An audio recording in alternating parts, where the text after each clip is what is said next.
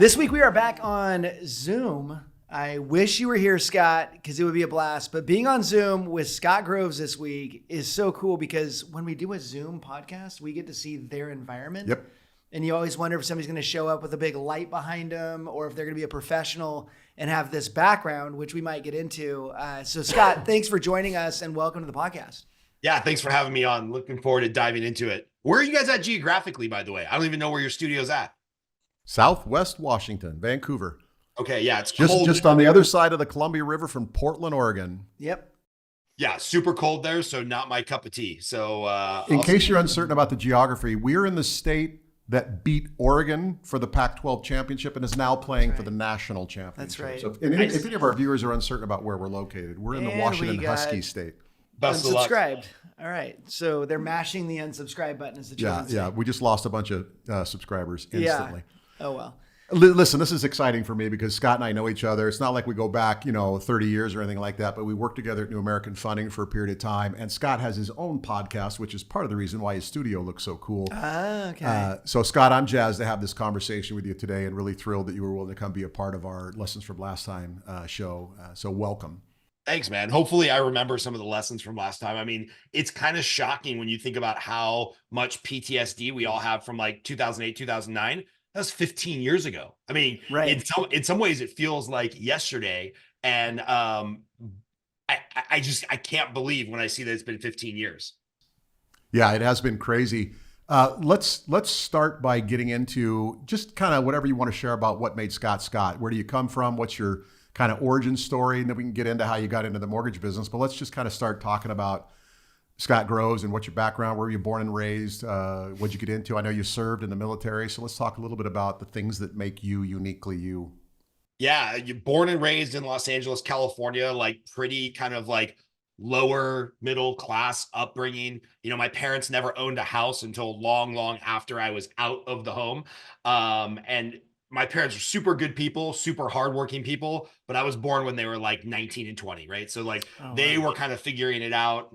Sometimes I think they lied to me and I was maybe born when they were still in high school, but I was born when they were really young. So, they were still trying to figure it out as I was growing up.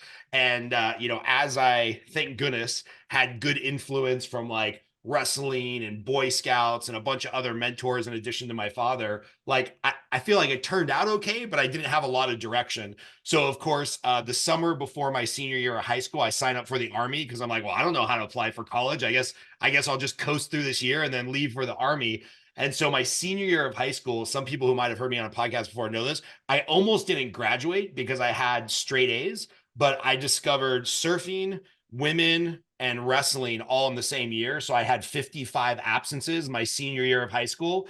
And they just said, hey, we have this rule. We don't care if you have straight A's. Like if you have more than 50 absences, you have to repeat your senior year. So my mom went and threw herself on the mercy of the school board and said, hey, he's leaving for the Army. He's a smart kid. He's a good kid. He didn't get in trouble. He just likes to ditch school and go surf. Like, what do you want me to tell him? So I was driving from the Hodunk suburb of Palmdale, California, which is kind of out in the ghetto, about an hour and a half outside of LA, down to, Venice Beach, Malibu, whatever, just trying to get in like a couple waves and then get home for 3:00 wrestling practice.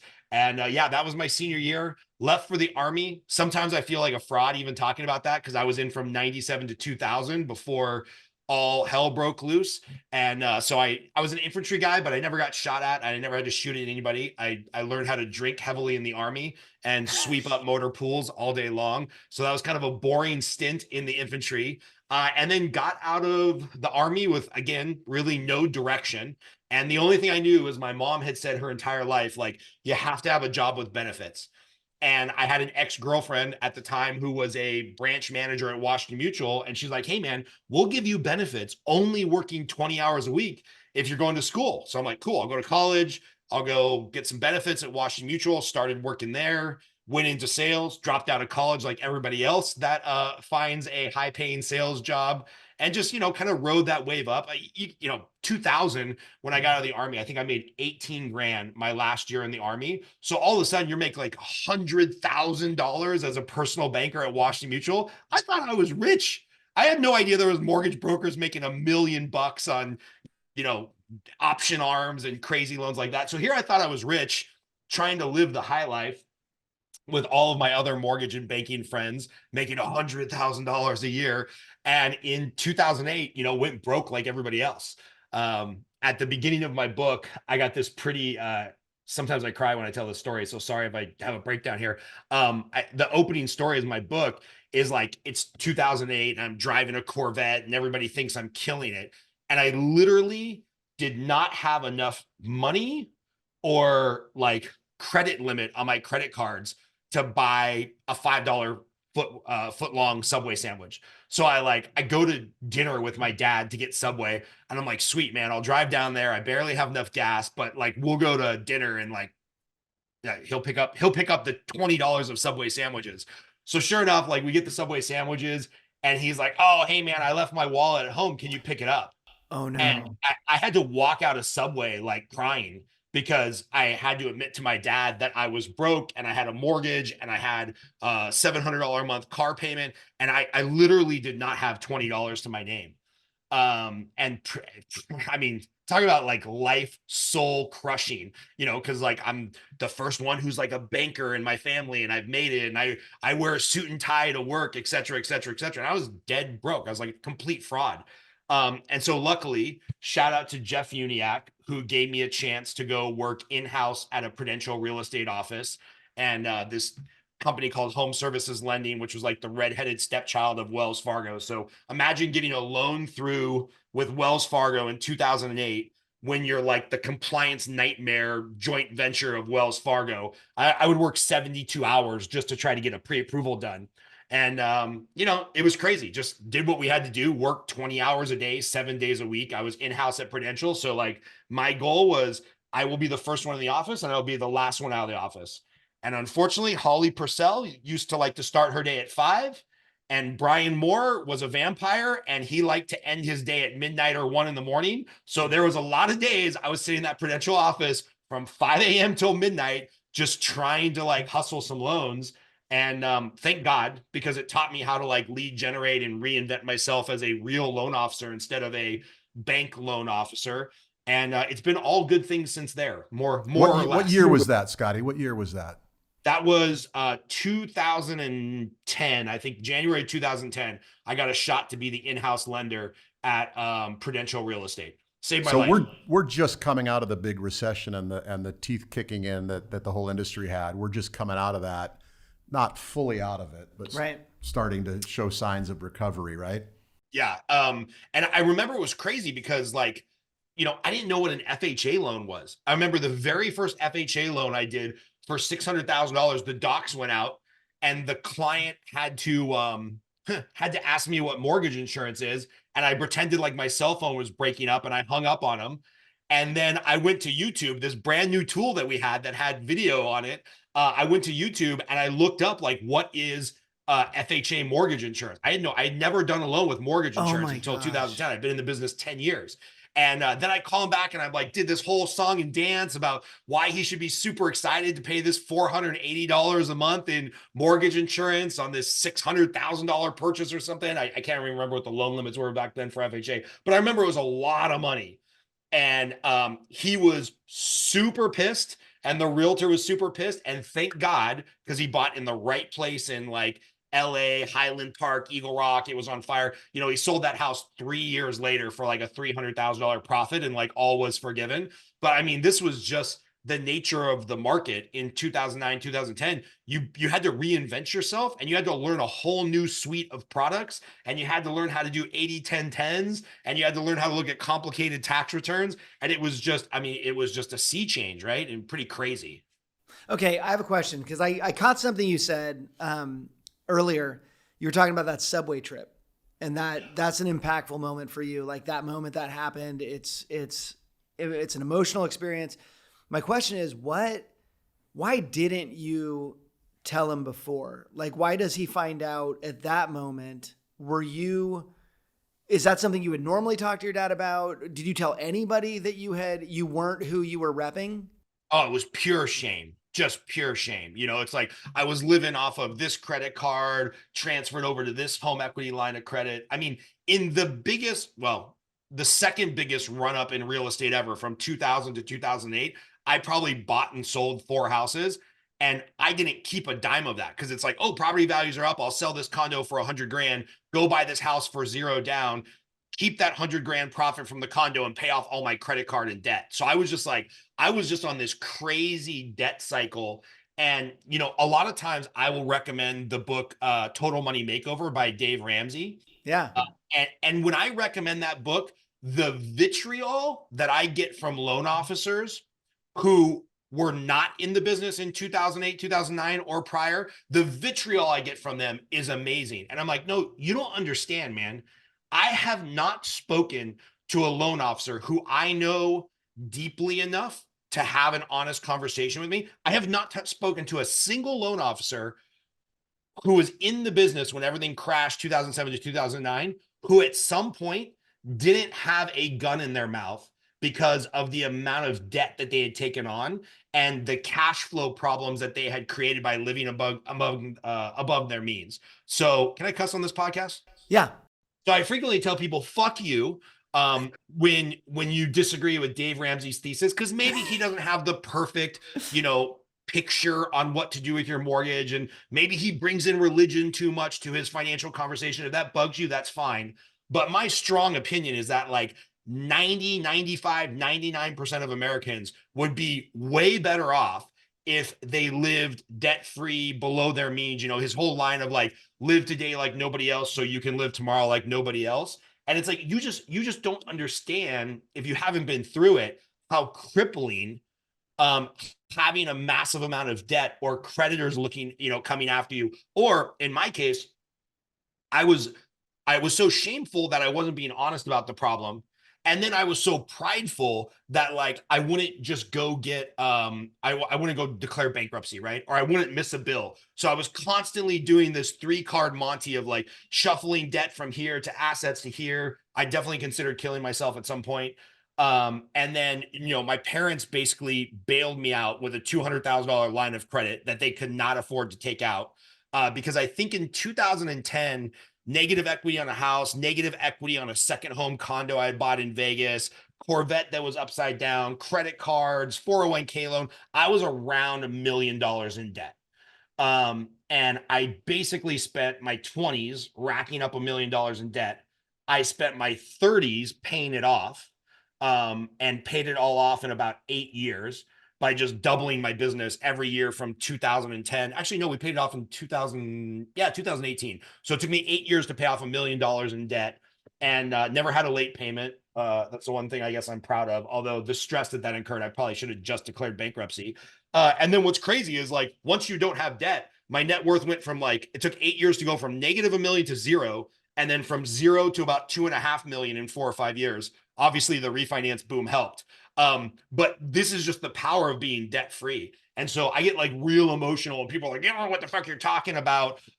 You Dave Rams is a moron. I'm like, dude, do me a favor. Sit in a mastermind group where you're coaching 10 other loan officers who have been in this business for 20 years and listen to every single one of them talk about how, hey, I was at President's Club and I was about to get an award downstairs for my level of production. And I was sitting upstairs in the hotel room with a 357 in my hand, about ready to blow my brains out because I couldn't tell my wife that we were upside down on 4 properties. Like, have that conversation with dozens or if hundreds of loan officers, and then come back and tell me how you feel about Dave Ramsey's debt plan, right? And they just, most people don't get it. And so, yeah, I get a little emotional and like worked up about that. Because it's like, it's just all of our financial stuff is mostly wrapped in shame and fear and embarrassment. And it's like, I just talk about it openly now because luckily, thank God, got through it, you know? We did the Dave Ramsey program in '08 because we were in the industry back then too. My wife and I went through the whole thing, did the envelopes of cash. And so I've heard this vitriol and I go, why would you be mad at what helped me or what helps tons of people everywhere? I actually toured his headquarters there. I was supposed to go golfing with him, but we had a frost delay. But when I was out there, I like touring this place and seeing the car, like they have a model of the car that he was in when he, you know, his story. And I was just like, this dude has changed so many lives. You can disagree with a couple things about him, but you can't disagree with being debt free does free your mind up to be able to make better decisions and not make stupid decisions. And it helped my marriage, because being debt free is a lot nicer than what you're saying, which is, how am I going to tell my wife I'm in this much debt? There's just something to being honest with people and being vulnerable. I remember when I told my business partner we were out of money, and he's like, how long you been out of money? I'm like, 8 months. And he's like, and you're just now telling me? And I was like, I was ashamed. And he's like, well, everybody goes into debt. Everybody goes into the red. What's our plan for getting out? And it's like, wait, that's all? Like, I just thought my punishment that I was giving myself inside was what everybody else would give me if I said it out loud. And that's when I kept things in a lot more. So I love that as far as lessons from last time go, like being honest with people. You said your mom and dad didn't have that money, but knowing what his son was going through, they were like, we got you, bro. But only when you spoke up, and you were kind of forced to do it in that subway. I can't imagine that. Well, and then, the crazy thing is like having that debt, right? I'm sure this is in the Bible somewhere, right? Like, it's like, don't be a debtor, don't be a debtee. Like, having that debt with my parents damaged my relationship with my parents. Like, I never, I never missed a payment. I paid it all off. I didn't like stiff my parents for 200 grand and be like, oh, you got a house with some equity, go figure it out. Like, it was all paid off, but like the stress of like, I don't know. It's something. It's in his book. Yeah, something would happen where it's like, the payment, I would always make the payment early because I just didn't want to hear about it from my mom. But then somehow the junk mailers would like catch on to the fact that I was using my mom's address. So she would get these credit card solicitations, or I think at one point she got a copy of my cell phone bill. Then she's literally calling me every month for a year and a half about whether or not I'm paying my cell phone bill. And I'm like, dude, I've turned the corner. I'm 30 years old. I'm making like 250 grand a year. I don't need you to call me on the 25th to make sure I paid my cell phone bill by the 1st. And it caused a lot of tension, right? And so in some ways, I have some judgment. I like to say I don't have judgment, but I have some judgment towards people that declare bankruptcy, because I think most of us get ourselves in the mess and we signed on the line that was dotted. So we should have to pay that shit off. But in some ways, I'm just like, man, I should have just given myself some grace, understand that I was stupid and young and dumb and got some really bad mentorship. And then Washington Mutual goes out of business. So my nest egg, which, hey, surprise, surprise, if you didn't proactively change it, 100% of your 401k at Washington Mutual was invested in Washington Mutual common stock. Oh shit, that's a lesson that I could take away from last time. So my like $100,000 nest egg goes to zero. I should have just pulled the trigger and probably declared bankruptcy, but I guess then I wouldn't have a really cool story about paying that off all in my 30s. So at least. Well, the lessons from last time are so deep here. It's like how appearances really don't matter, but we get so preoccupied with appearances, especially when we go through that season of plenty where we're making bank. Well, I don't need to hear from Dave Ramsey because I'm making $25K a month, and I'm going to keep making $25K a month for the rest of my life because look how good I am. And then you're not. And not only are you not in 2008, 9, 10, the real estate that you do own is now worth 25 to 30, maybe even 40% less than it was. The level of appreciation didn't just slow down. You actually lost value if you were invested in real estate. So that perfect storm was just this mirror to hold up to all of us that appearances really don't matter. And I think Ramsey does a great job of bringing out the truth about that live within your means, live below your means, and who cares what emblem is on your car or if Gucci's in your suit, just live below your means and bank it and invest it and then live, the way you want eventually. That's a powerful story about self-image and the image we like to portray to others. And I've known you long enough to know that those things aren't terribly big priorities to you anymore. How others view you.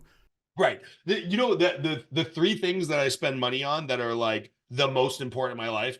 My cell phone costs $150. That basically facilitates all of my business. I pretty much get 100% of my entertainment now from YouTube. So YouTube Premium's like $15 a month. And, my wife and kids and myself, our jiu-jitsu membership to our gym's about $400 a month. So like $500-600 a month is really all I need above and beyond like survival living expenses, right? But you guys know how it goes. Like, your income increases, so your lifestyle increases. Instead of it being like, let's cook at home, let's grab some Taco Bell, let's grab Applebee's, it's like, oh, let's go to STK Steakhouse. And then all of a sudden, without even realizing it, you're racking up $600 dinner bills a couple times a month.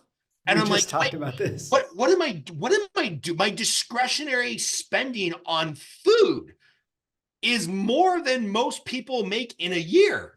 Like, I think the household median income in America is like 57,000 or 72,000 or something. Like, there was a year a couple of years ago, I spent that on food. I'm like, what the fuck am I doing? I am a moron. Like, that money should have gone to the stock market or pay off the house or something. So it's like, talk about lessons from last time is like, keep wearing the same $200 watch. You don't need to go buy a $20,000 Rolex because all of a sudden you made more in 1 month than most people make in an entire year, because that lifestyle creep will not go away.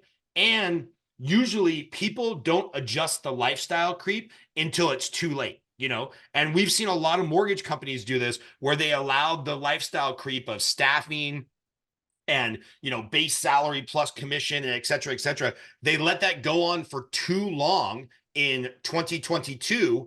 And there's a lot of loan officers and branches and people that are on P&Ls that basically worked for free in 2023 because they advanced that money to themselves in the form of guarantees and draws and bonuses and overpaid staff and too much staff. I know a lot of people, some of our coaching clients, who just to get back to even effectively worked for an entire year for free in 2023 because they allowed their personal lifestyle creep and their professional lifestyle creep to get out of control. Like, spoiler alert, loan officers, if you're closing 9 units a month, I know that's hard. I know the lag time between meeting somebody and getting them under contract is way longer than it's ever been. And so, you're having to deal with 5, 6, 7, 10 times as many pre-approvals than you ever had and manage those relationships. I get it. All of that is hard. I'm dealing with that right now in my personal mortgage business, right? And if you're closing 9 loans a month, you don't need 4 support staff. Like, it just doesn't work that way, right? And so, we all let it get out of control. So whether it gets out of control, not just because you're making the money. I mean, you're making the money, but you're also looking at your 3 buddies at work that are wearing Rolexes or something like that, and you kind of go, well, that's what it looks like to be successful in our business. And I don't compare, but dang, those look good. And they're always, when they're driving down the road in their Facebook post, you can always see their Rolex in the picture in the Facebook post. And we allow, back to the insecurity thing, we allow these insecurities to drive us into really stupid decisions that we're personally responsible for. Nobody made us do it, but 100%. We get into that creep, like you said, and it's just really disturbing. I don't want to forget text from a Rolex. Like, those things, they don't text. They don't. I mean, you can't hold them up and pay for your coffee. I mean, it's ridiculous. Yeah, they're not as fancy as that Apple Watch. So that's for sure. I work in an Apple cult, Scott, and I try hard to maintain my sanity. I want to talk just a little bit. What's so funny just about the Apple thing? I want to be the kind of person that wears an Apple Watch or a fitness tracker or something like that. But the only physical fitness thing I do is jiujitsu, so you can't do that with any gear on. And so it's like, I want to be an Apple Watch guy, and I just can't become an Apple Watch guy. You just have to find the right band that looks good with your gi. Enlightenment doesn't come as quickly to many, and I think that's fine. Yeah. I was also going to say, the great philosopher 𝗬𝗏, a wise man, once said, don't buy an $80,000 car before you buy a house. That's one of his lines that I held on to, because it is about prioritization and what goes up. I think it was so funny when cars went where you could buy one and then sell it for more than you bought it. And for a moment in time, people thought a car was an investment. Yeah. And I was like, well, and for like 3 years it was, but it's not again. So, like, have those priorities of what matters to me and know what I love that you said. I mean, the things that you chose to spend money on, obviously you need a cell phone. The jiu-jitsu is like, that's probably family bonding as well, right? Yeah, for sure. Bang for our buck. We spend, let's see, I go about an hour and a half a day. My kids go for about an hour and a half a day. We go on the weekend. So it's like return on investment, that high quality activity that like brings us closer as a family, puts me in a position where I can beat somebody up if I need to, works on my physical fitness. It's like we're probably only paying like $8 an hour for jujitsu. It's awesome. Like it's the best return on investment I've ever Let's spent. talk about jujitsu for a minute, because I know a few people who practice and who have, and of course, you know, the Jocko Willink story and all that stuff, right? But Wait, pause. For those watching on video, hold that up. Sorry, he drank from that. I had to interrupt you because that's a gallon? Yeah, I've got a gallon Okay. Yeti jug. I try to drink a gallon of water a day. Okay, if you're listening to this, you can see that on YouTube or inside the coop. That was just awesome that you picked up something bigger than your midsection. Okay, and big enough to hold a billboard on it. sorry, back to you. Well, no, I just think there's a fascination of people I know who practice jujitsu and what it gives them. Okay, so you talked about one really important component. It's family time because everybody does it together. But beyond that, for you personally, I heard a guy describe it as, I get on the mat and beat the shit out of somebody else, or they beat the shit out of me, and we get up and we hug and we say, man, that was great. Thanks a lot. That's really unusual. And a really unusual environment. Talk about what you've gotten out of jujitsu. Yeah. So I think the first thing is it makes all of the other problems feel a little bit less intense, right? There's a guy, Mike Lady. He goes to my gym. He is no lady. He's a 220-pound stud. He's gonna try to make a run at what is effectively the Super Bowl of jiu-jitsu. It's called ADCC. Like, he's a stud. And when that 220 pounds, and it's hard for me to explain this to people, the difference between a brand new white belt jujitsu practitioner is like sitting on a four-legged stool of pressure where the pressure is evenly distributed. Going with somebody who's a brown belt or a black belt, that same 220-pound pressure is like one stiletto heel coming down on the exact pressure point where they want to put pressure on your body. So when I've got 220-pound Mike Lady on me, elbows, knees, just trying to choke me, destroy me, break a rib, snap a wrist, like, obviously there's the process of tapping out, and I just say, okay, that's enough. Like you got me, we can start over again or whatnot. When that's the way that you start your day at 5:30, everything else seems somewhat less relevant, right? You don't go into that sympathetic fight or flight mode. I still have my bad days. We have some drama going on with a loan right now where, like, whoops, our corporate license lapsed in Hawaii because the boots on the ground person changed. And, you know, we have drama, right?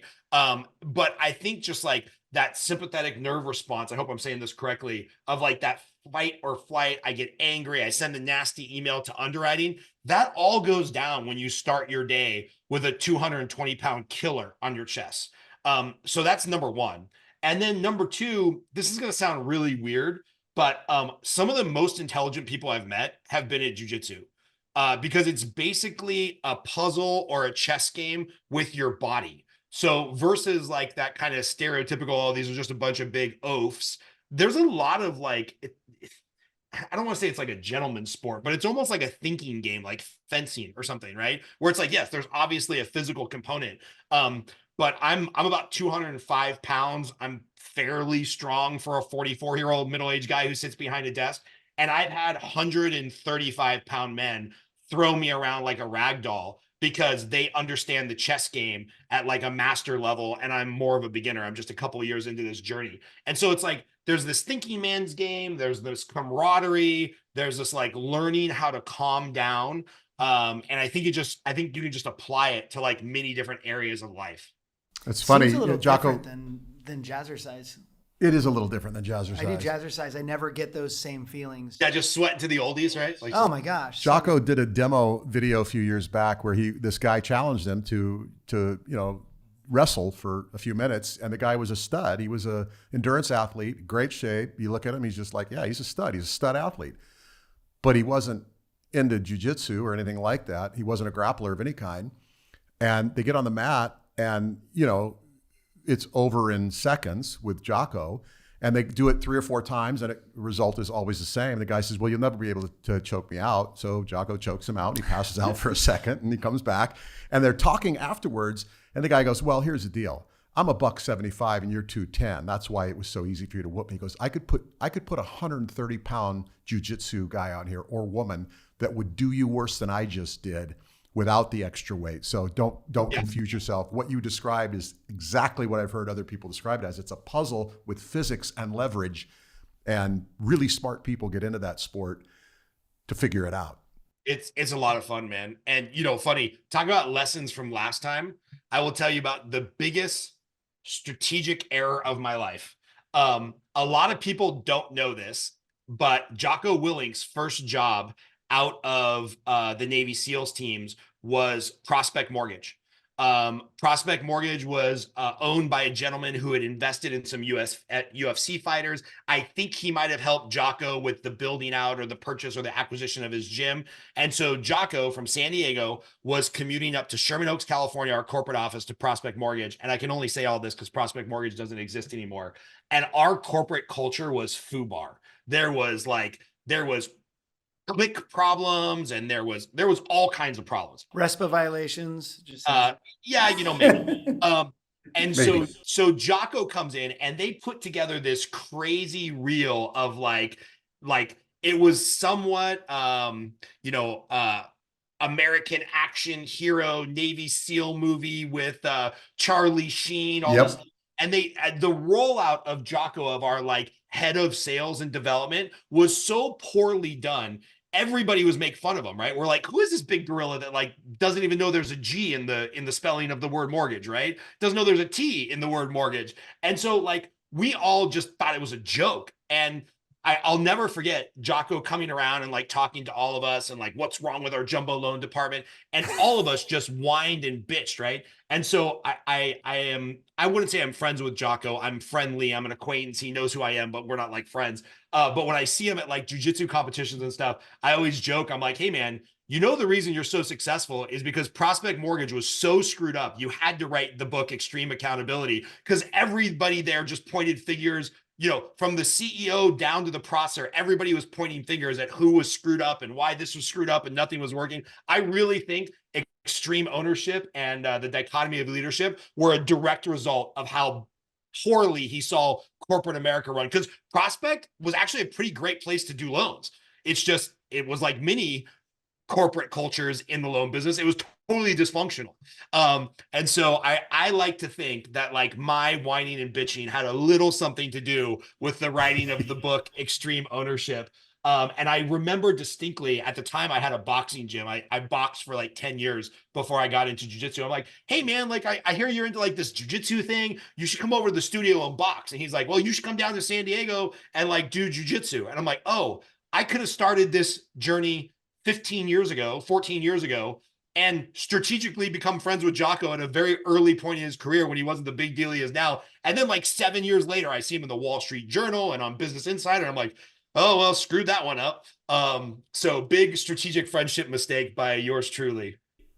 Yeah, well, you get to be friendly with him at competitions and stuff. So it's a kind of a cool connection to have.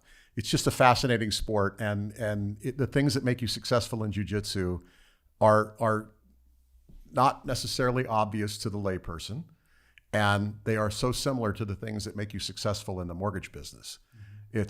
It's having mastery over your business, understanding what you're doing, or being committed to gaining mastery, maybe is a better way of saying it, because you don't start with mastery. So being committed to being better, being committed to practice, being committed.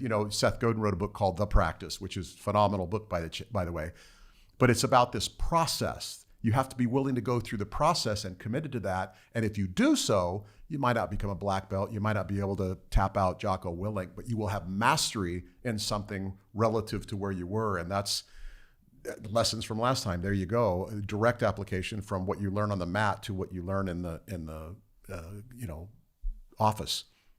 Well, here's a good lesson from last time. I have seen from previous men in my family, and I have seen from a lot of practitioners in the mortgage and real estate business.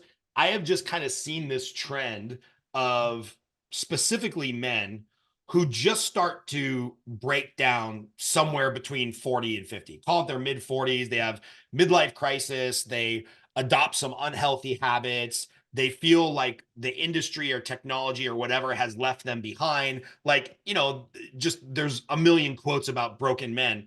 And for some reason, it starts to set in, from what I have observed, in that mid 40s. So for those that are listening, they won't be able to see this, but just like a month or two ago, I got this tattoo on my forearm called Becoming, because And my wife is really upset about it. She does not like visual tattoos or visible tattoos.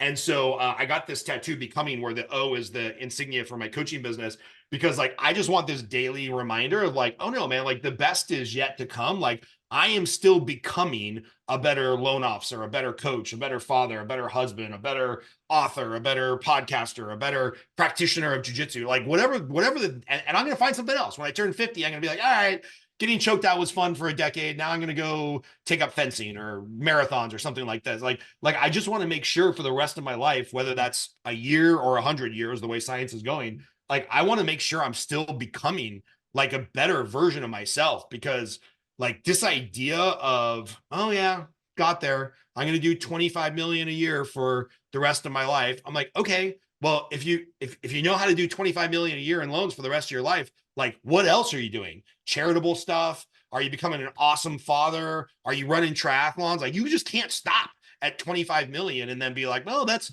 my cap. Good That's enough. the best I'm ever going to do. I'm like, no, dude, that's not how life works. Because if you do, I heard this example. You can take any part of your life, whether it's your business or your physical fitness or whatever, and just compare it to a piece of fruit. Like a piece of fruit is only perfectly ripe for a very short time. That piece of fruit is either growing or it's dying. End of story.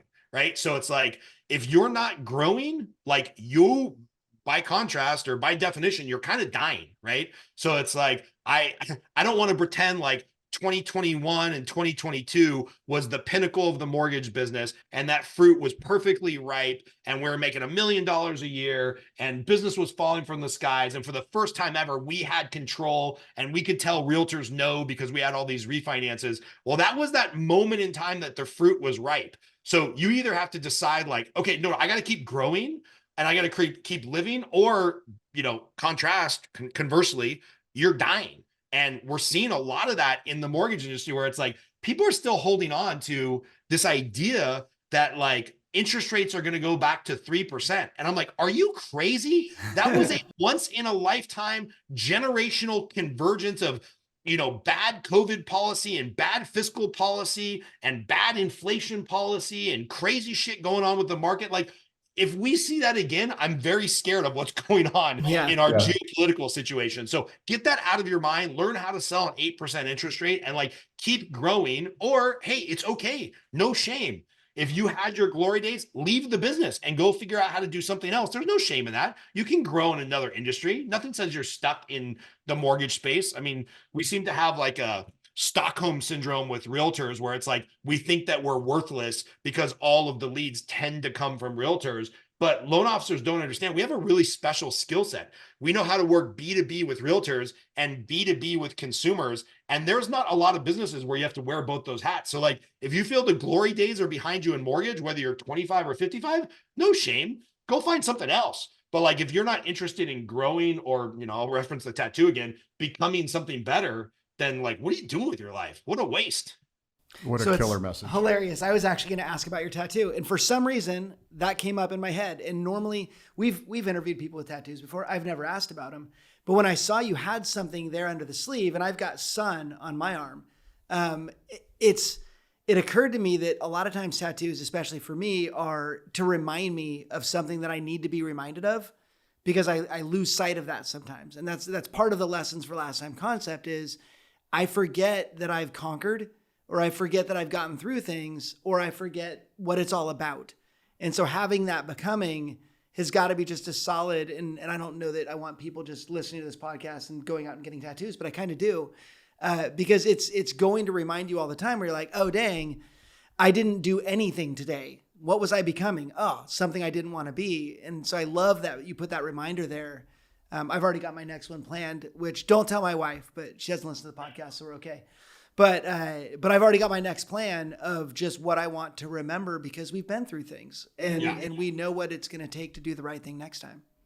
One of my big regrets is I got it on my left arm instead of my right arm, because one of the things I'm trying to do is I'm becoming the type of person that makes better in the moment decisions, and like filling up the Dr. Pepper instead of the iced tea, or paying for an impulse purchase. That usually happens with my right hand. So I wish I would have put it on my right arm, so that like when I go to pour that 300 calorie Dr. Pepper instead of iced tea, I would be like, oh yeah, you're becoming a healthier version of yourself, you piece of shit. They Don't should drink just say, soda. this is a bad idea, see other arm. And then the other side would be the right one. That's awesome.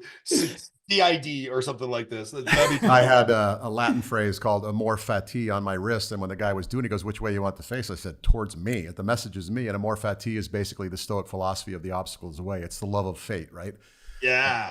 If it's in your path, it's for you. Learn from it. So I want to make sure that was for me, and that's not for anybody else. That's just my reminder. We were in Japan, and we saw a Japanese woman with English words, yes, and it said like, life is beautiful, happy, or something like that. We're like, perfect. Okay, I wonder how many of our words we think say something that they don't, but I'm pretty sure you're good. I think I'm safe, but I'm not sure. So I want to make sure we touch on three things, Scott. I want to at least briefly touch on your book.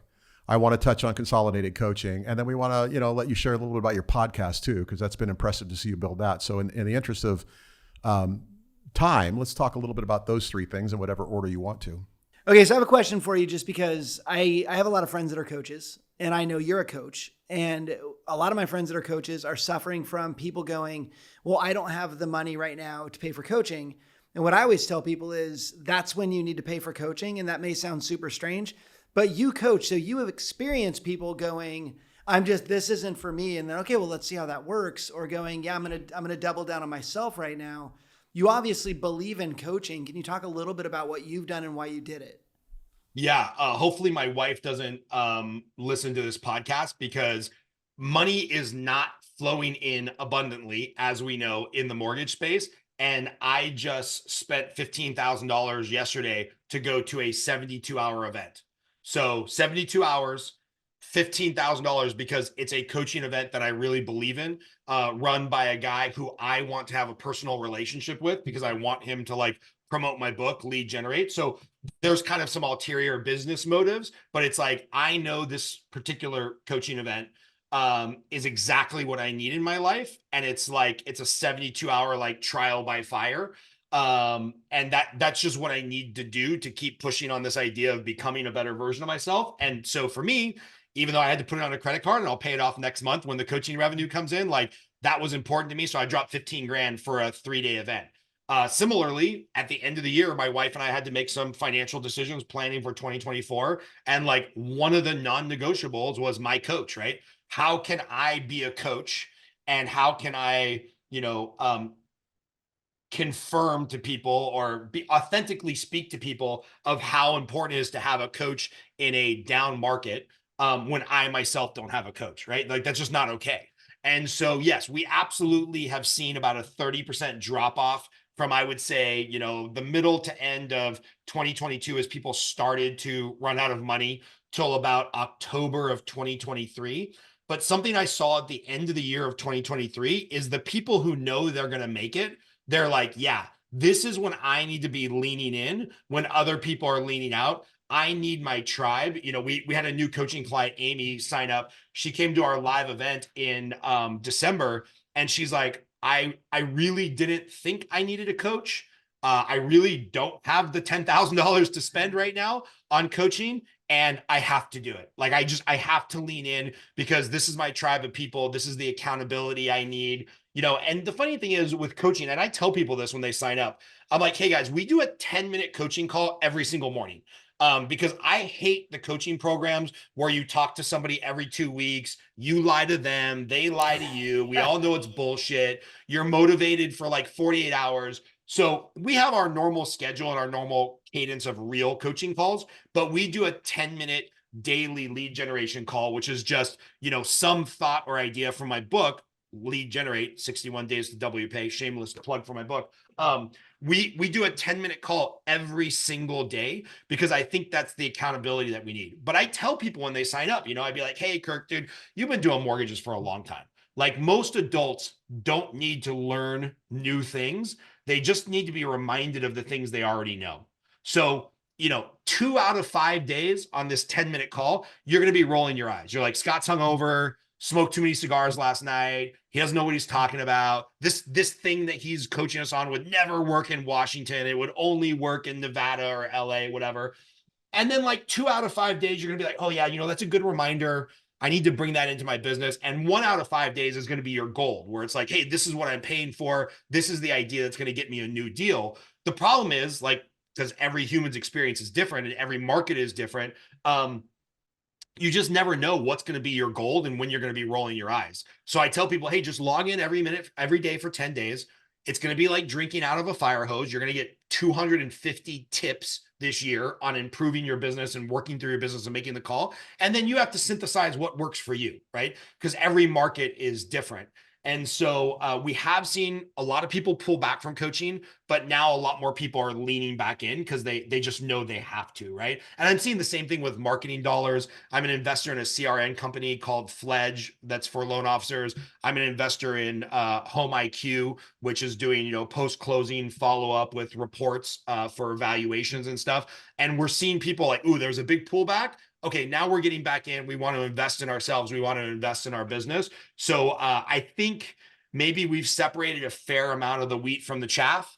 And I'm hoping when we start to see the numbers come out publicly, hopefully we lost about 20 or 30,000 loan officers at the end of last year. And they'll just be a bigger piece of the pie left over for the loan officers who are acting professionally in this market. I want to call out something you said early in that conversation, and that is, you just put $15,000 towards something that you believe is going to be a big difference maker. In 2011, I went to a conference that was $5,000 and I didn't have $5,000. The market was still trying to recover. We were just coming out of it. And I'm like, no, but I'm supposed to be there. Like, I don't know why, but I know I'm supposed to be there. And that was the conference I went to that launched the idea for what is now the Knowledge Coop. And if I had not spent the money and gone to be in the room, this wouldn't exist. I honestly believe this idea wasn't coming to me. I was finding it. And I think that's a great lesson for people where, hey, if you're in build mode or you want to be in build mode or you want to be, you want to be better and becoming better constantly, sometimes you invest in something that everybody else says is insane, because that's the only way you're going to find what you need to find in that moment. And I'm telling you, that was the best $5,000 I've ever spent in my entire life. Yeah. And, being open to the idea is number one. Like you wanted to be there, so you were open to the idea of what could come, and then being present, right? Because I hear coaching clients complain all the time of like, oh, well, I don't get anything out of BNI. It's a waste of time. It's a scam. Oh, I don't get anything out of Young Entrepreneurs Network. I'm just not going to show up for that stuff. And I'm like, okay, that's fair. If that's how you relate to those people, if that's how you show up for business. But being present, I know some people that crush it at BNI. I know some people that crush it at their local chamber of commerce. So let me ask you, Mr. and Mrs. Coaching Client, are you the type of person that, you work until the very last minute, you show up 10 minutes late, you're flustered, you're not happy to be there, you're not open, you're not present, you're trying to send a pre-approval letter on your cell phone from the corner, and then you leave and you never follow up with anybody? Or do you show up 10 minutes early, knowing who the attendees are going to be, who you want to talk to, what you're trying to get out of the event? You get some contact information, you follow up in your car before you even drive home. It's all in like being present and how you show up, right? And that's relevant with our family. Going back to one of your questions, Kirk, I think that's why I like jujitsu so much, because there is no worrying about, did I miscalculate the income on those, corporate tax returns? Did I get back to this person? Did I forget to turn off the, start the dryer when I left the house? Is my wife going to be upset with me? When there's somebody trying to snap your wrist or your neck or your arm, like, you have to be present and only be thinking about that, because if you don't, you're going to get injured. And so, not a good time to be distracted. Yeah, there is no time to be distracted. And for me, that used to be when I worked at Washington Mutual. I would leave work, because I worked on the weekends as well. I would leave work at 3:00 on Thursday and just go see a movie by myself. And I used to be able to be present there. But I find myself, even now in the movie theaters, the temptation of checking my cell phone to see if there's some social media or some business or whatever that I need to attend to. Even the movie is not engrossing enough. And that's probably because most movies now are just crap, but the movie's not even engrossing enough to keep me out of that distraction. So it's like, I got to have a 200-pound man trying to put his butt on my face and crush my ribs in order to stay present. So we are cutting that for a reel. It's just going to be those words, like that's going to be the promo reel. That's perfect. Yeah. 100%. That is beautiful. How did the podcast get birthed then out of all of this experience that is Scott Groves? Man, I got to tell you, so I run a podcast called On the Edge Podcast, and I've screwed it all up. Um, it started as a pure ego vanity project. Like when I wrote the book, by the way, writing a book, you make no money off of it. Nobody sells hundreds of thousands or even tens of thousands of copies of books. I think the average book on Amazon has sold like 70 copies. Um, and so I had a plan with the book. There was a business strategy. It was going to support the coaching. It was going to be like a business card that you can give to somebody that they'll never throw away. And we've built a pretty successful coaching business from the principles in the book. With the podcast, it's like going back to 2021 and that lifestyle creep. Money's coming in. Let's just build a $10,000 podcast studio. Oh, I have an ego. I think I'm just as smart or talkative or have good questions like Joe Rogan. I'll just do a variety show where I talk to anybody at any time about anything. Well, the problem is when you're willing to, I don't know, uh, talk to a cross-dressing drag queen slash, OnlyFans girl slash somebody who has some very opinionated political beliefs. That's not exactly an episode you can email out to all of your realtors or your clients or your, loan officer database who you're trying to recruit to coaching.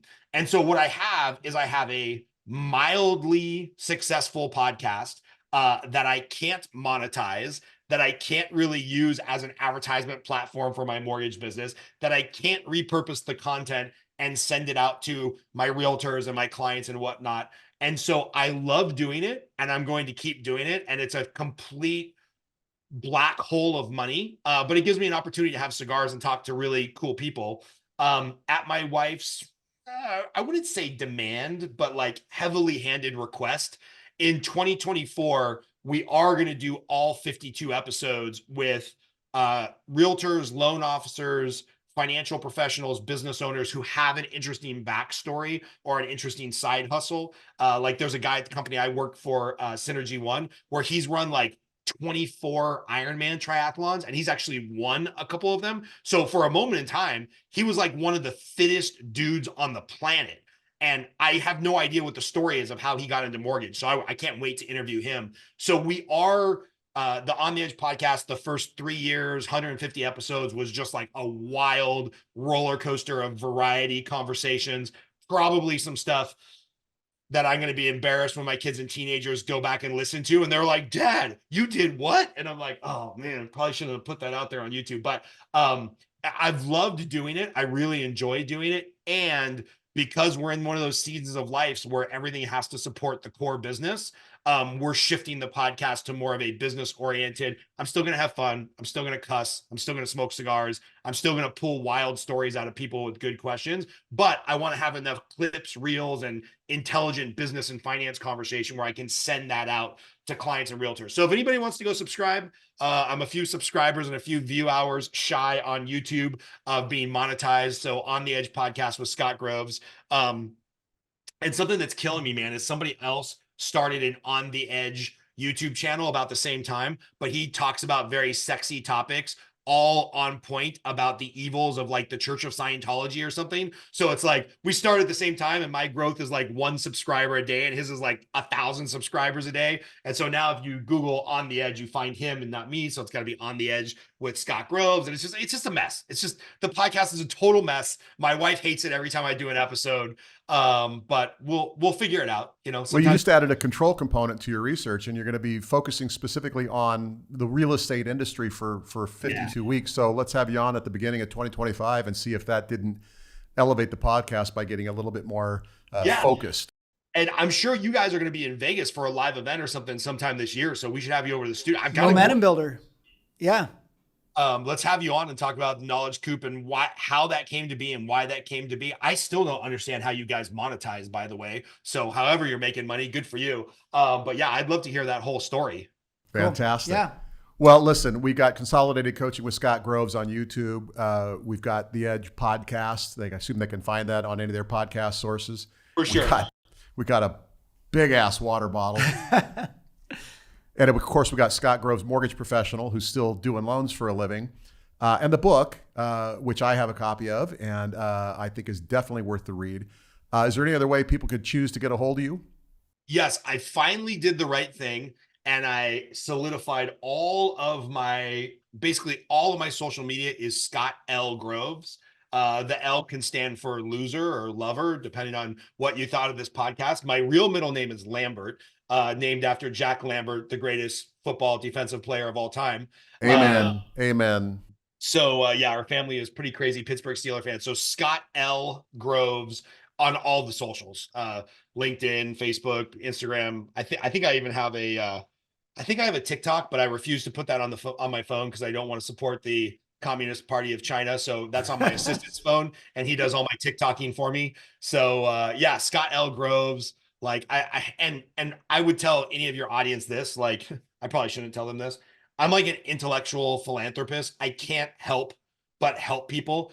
Thank God I have the mortgage business still supporting our finances, because I give away so much stuff for free in our coaching business that it doesn't make as much money as it should. So if you're out there and you're struggling, but you have like the desire to succeed, like get in touch with me. You know, I have in my book, and by the way, nobody has ever taken me up on this. I have in my book, I'm like, if you send me 3 months of bank statements showing that you don't spend more than $400 on cigarettes, cigar, weed, alcohol, Starbucks, I'll coach you for free. Like if you're really hard up and you're really struggling, send me 3 months of bank statements and credit card statements. Show me that you're not pissing away $700 a month on worthless subscriptions, that you really want to invest in yourself, but you don't have the money.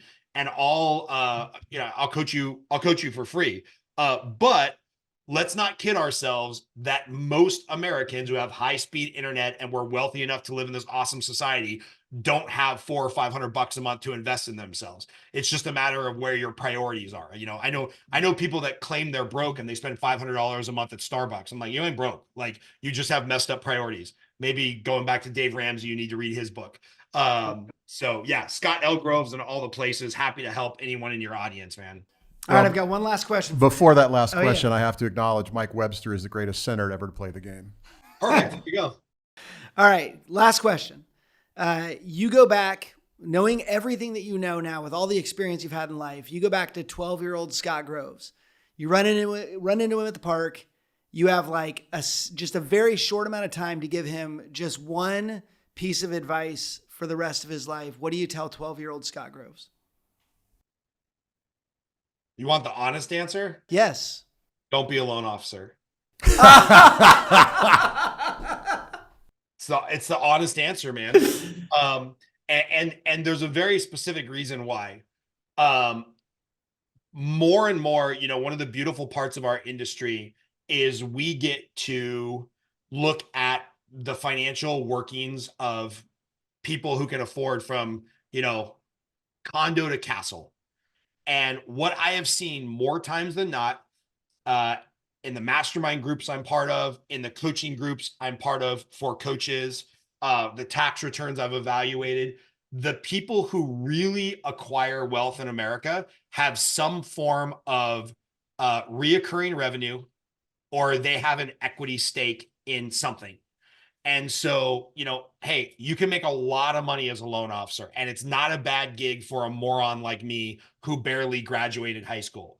But if you really want financial freedom, you have to do one of two things. You have to live way below your means and use all of this cash flow that we generate from mortgages to buy, you know, revenue generating assets like rental properties, and not like speculative rental properties where you think the value is going to go up, like I did in that condo in Vegas and it went down. I'm talking about the moment you acquire it, it has to be cash flowing, or you have to invest well in the stock market. But the reality is, like, when asset prices are good, loan officers are eating shit.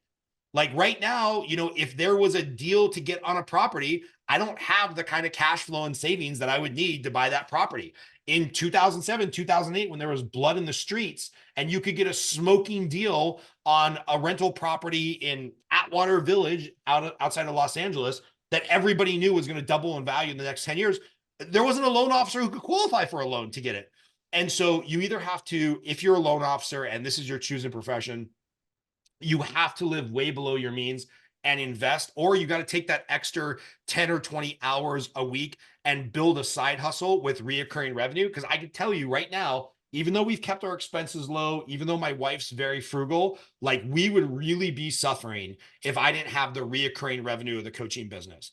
And whether it's, large owners of large insurance agencies, or, I mean, look at the most valuable businesses in the world. You mentioned Apple. Apple's stock price has gone hyperbolic since they started introducing reoccurring revenue on iCloud or iTunes subscription or whatever. Everything that Amazon sells is basically a supplement to get you to sign up for Prime, because Prime, they know they got 100 million people paying whatever it is now, $170 a year or whatnot. Like the big boy businesses and the people that I have seen that have made big boy money or had an exit or retired early, it's because they had a reoccurring revenue product, or they had equity stake in a business. And since we don't know a whole lot of mortgage companies that last more than 10 or 20 years, that's just the sad reality of it. Even having an equity stake in this business is a pretty big gamble if you can get it. And so if I went back and met 12-year-old Scott, I would just tell him, don't ever sell one of your properties that you own, and everything should be focused on trying to generate reoccurring revenue. Like that's what I would tell myself. That's pretty good stuff, man. Yeah. That's pretty good stuff. And for everybody listening, don't forget to subscribe to Coop Plus, just $360 a year. There you go. That's how you make revenue. Hey, thanks, Scott. It's been a pleasure to chat with you. It's really great to see you again. Thanks for taking the time. Thanks, man. Really appreciate you guys. Thanks, brother.